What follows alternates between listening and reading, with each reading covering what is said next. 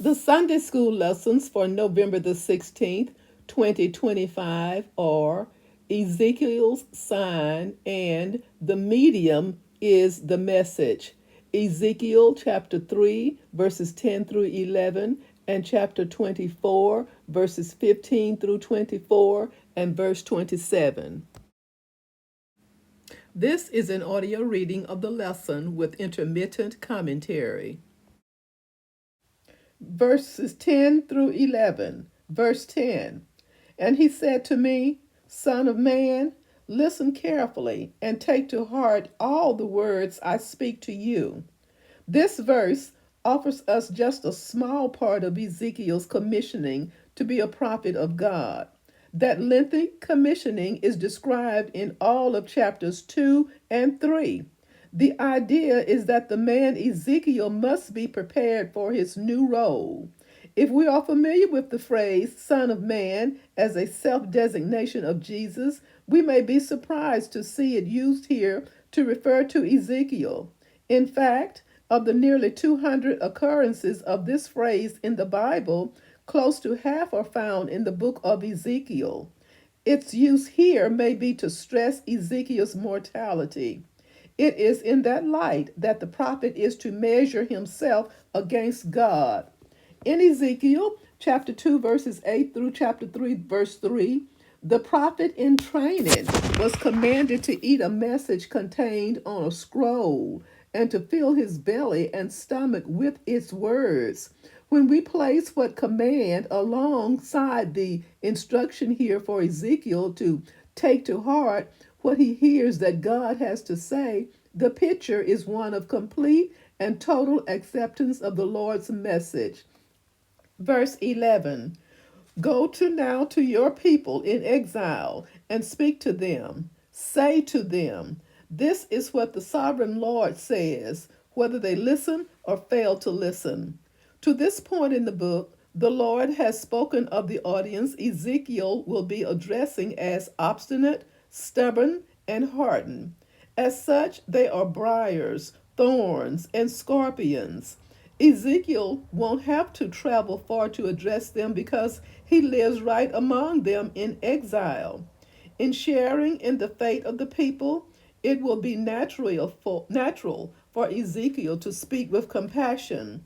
But Ezekiel's compassion must not be allowed to soften the Lord's message. Whether they listen or fail to listen is irrelevant in that regard. The prophet's duty is to remain faithful to the Lord's message. His listeners must decide for themselves whether they will do the same. Verses 15 through 17. The word of the Lord came to me, Son of man, with one blow I am about to take away from you the delight of your eyes. Yet do not lament or weep or shed any tears. Groan quietly. Do not mourn for the dead. Keep your turban fastened and your sandals on your feet. Do not cover your mustache and beard or eat the customary food or mourning. The prophet has obeyed God without fail in communicating the word of the Lord to the people. Much of this communication has involved him using himself in and as illustrations of God's wrath to come against the covenant people. Another illustration is coming: the loss of the delight of the prophet's eyes, the death of Ezekiel's wife. What this death is designed to illustrate is revealed in Ezekiel chapter 24, verse 21. In a series of 9 commands, God directs that Ezekiel's outward, visible, and audible reaction to his loss is to be strictly counterculture. Mourning the death of another can involve lengthy and demonstrative behavior in various cultures, both ancient and modern. The funeral and accompanying days of mourning would involve all friends and family who could attend. Musicians might be hired to sing laments or play instruments. The volume of sound would be quite high. The phrases, keep your sandals on your feet, do not cover your mustache and beard, indicate a shared expectation regarding proper mourning attire. Similarly, the phrase, eat the customary food of mourners, points to food that is eaten at funeral meals. There is a certain overlap in the meanings of these nine prohibitions, and it's tempting to examine each of the nine in minute detail. It's more valuable, however, to focus on the bigger picture. The larger task of prophetic communication must take precedence over all else. Verses 18 through 20. Verse 18. So I spoke to the people in the morning, and in the evening my wife died. The next morning I did as I had been commanded. Ezekiel obeys God, period. Even so, we can't help but notice that the text is striking for what it does not say and the obvious questions it does not answer. The timeline of in the morning and in the evening and the next morning indicates a period of many hours between Ezekiel's receiving God's instructions, the death of the prophet's wife, and the man's divinely commanded visible non reaction to it. What did Ezekiel do during the hours between those three events? Did he tell his wife about her pending death? Did he pray to God that death would not happen? Had his wife been at the point of death anyway, due to illness? The text simply does not say. Verse 19. Then the people asked me, won't you tell us what these things have to do with us? Why are you acting like this? The people notice Ezekiel's odd behavior. He exhibits none of the typical actions, emotions, or postures of grief. Interested curiosity is a good first step toward understanding something. But as we move from curiosity to investigation to understanding, we must be aware of what we use as a filter in reaching conclusions. Another way to say this is that we must acknowledge our presuppositions. Then we must be prepared to change them as the evidence requires. This challenge repeats itself throughout the book of Ezekiel as God labors to change the mindset of his people. That mindset is one of rebellion against God, a fact stressed about a dozen times in this book. God's repeated technique is to catch people's attention through certain actions or inactions of his prophet. If the explanation for those behaviors doesn't match what the people expect to hear, that is, it doesn't line up with their presuppositions, then the explanation is rejected or twisted in some way. Verse 20. So I said to them, the word of the Lord came to me. The author's frequent use of the words I and me leaves no doubt that Ezekiel himself was writing of his personal experiences regarding his interactions with God. As the prophet passes along divine communication, he is fulfilling his role as a watchman. The phrase, the word of the Lord, makes clear that what the prophet is about to say does not originate with himself. The numerous uses of this introductory formula in the Bible usually don't specify exactly how the communication occurred. Those cases where that how is specified include communication by dreams or visions, through an angel, and from a burning bush. But the method is not important here. What's important is that the prophecy proves to be true. Verse 21. Say to the people of Israel, this is what the sovereign Lord says. I am about to desecrate my sanctuary, the stronghold in which you take pride, the delight of your eyes, the object of your affection. The sons and daughters you left behind will fall by the sword. People are more open to learning something new if they themselves open the discussion. That seems to be the technique here, as Ezekiel has waited for the people to ask why before he gives the answer that begins in this verse. The response, the people of Israel, invites a review of the terminology used to identify God's covenant people of the Old Testament era. Shortly after the death of King Solomon in 930 BC, the United Kingdom of Israel's 12 tribes divided into two kingdoms.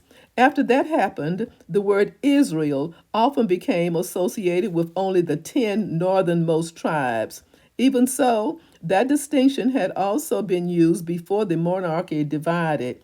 Concurrently, the designation Judah often was shorthand for the two southern tribes of Judah and Benjamin. The tribe of Benjamin was much smaller than that of Judah. But that distinction in sense and reference was not always airtight after the monarchy divided. In the text before us, for example, the word Israel does not seem to include the 10 northern tribes, since the audience is those of Judah and Benjamin, who were in Babylonian exile. The 10 northernmost tribes had been taken into Assyrian exile over 130 years prior. That conclusion harmonizes with the way the writer refers to Israelites in Ezekiel chapter 2, verse 3. We also should investigate differing ways the covenant people are identified as we consider the first part of the phrase, the people of Israel. The Hebrew translated people describes the people group as a single family, but the Old Testament describes the Israelites in several other ways as well, as sons of Israel, people of Israel, and so forth, in referring to the residents of Judah. Ezekiel prefers to use some form of the word Israel rather than Judah by a ratio of nearly 11 to 1. This is the answer to the why question of Ezekiel chapter 24:19. The prophet's audience is expected to see that his reaction, or more precisely, his lack of reaction, to the death of his wife as an analogy.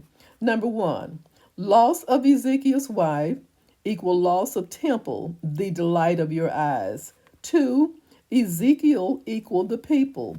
Three, Ezekiel's reaction to equal people's reaction to the destruction and death. As the Assyrians were God's tool to exile Israel's 10 northern tribes in 722 BC, so also the Babylonians would be to the southern kingdom of Judah in 586 BC.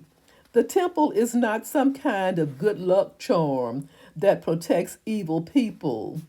Although Ezekiel's audience in Babylon would not personally experience the destruction to be brought by Nebuchadnezzar, they would share in the horror of that event nonetheless. They would experience the dismay expressed in texts such as Psalm 79 and 137 or Lamentations chapter 2. This would be the punishment for their sin of idolatry. Verses 22 through 23. And you will do as I have done. You will not cover your mustache and beard or eat the customary food of mourners. You will keep your turbans on your heads and your sandals on your feet. You will not mourn or weep, but will waste away because of your sins and groan among yourselves. The prophet now drives home the analogy. No one can miss the this will be like that connections between his reactions and lack of reactions to his wife's death and those that will characterize the people when they hear of Jerusalem's fall. As Ezekiel speaks, it is January 15th, 588 BC. Jerusalem would fall on July 586 BC. Thus, Jerusalem has only a bit longer than 2.5 years before it will be destroyed. We may wonder how a city could survive a siege that lasts more than 30 months. The answer is found in Jeremiah chapter 37, verse 11. The siege was lifted temporarily while the Babylonian army dealt with a threat regarding Pharaoh's army. Ezekiel will be a sign to you. You will do just as he has done. When this happens, you will know that I am the sovereign Lord. We dare not miss the point here. False prophets and their false prophecies are rampant in this era. Their messages contradict those of the true prophets of God. So, how are the people to know who is a true prophet and who is a false prophet? The obvious answer is to wait and see whose prophecies come true. It is in that sense that the prophet Ezekiel will be a sign. Verse 27. At that time your mouth will be opened. You will speak with him and will no longer be silent. So you will be a sign to them, and they will know that I am the Lord. This verse signals a shift away from God's address to the people through Ezekiel and toward the prophet himself. The time frame signified by at that time is the time of Jerusalem's predicted fall. A feature of Ezekiel's being a sign is that he was to react to his grief by not reacting to it per Ezekiel chapter 24, verses 16b through 17. That reaction was to include silence. This verse reverses that, as the prophet's mouth is to be opened and he is allowed to speak and no longer be silent. The phrase with him refers to a man in Ezekiel chapter 33, verses 21 through 22. That passage also lifts the prophet's silence. Thank you so much for listening.